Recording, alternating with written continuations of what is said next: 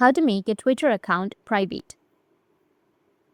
So if you want to make a Twitter account private, then first you need to open up your Twitter or your X, make sure that you have logged into your account, and make sure that you have a stable internet connection.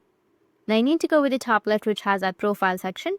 Under profile, you need to scroll down, go with settings and support, and tap on settings and privacy. Under settings and privacy, when you get here, you need to click on privacy and safety. And then the next step is to find the audience and tagging section. So go with the first, which has audience and tagging. And here we won't have an option called private account like we have on Instagram. But this option is called a bit differently here. Just enable this protect your post option, and this will essentially make your account private. It says here that this will only show your post, tweets, and photos or videos to the people who follow you on X. So other people on the platform won't be able to see what you post, and that's just what we wanted. That's it, and if you have any questions, feel free to comment below. Thanks for watching.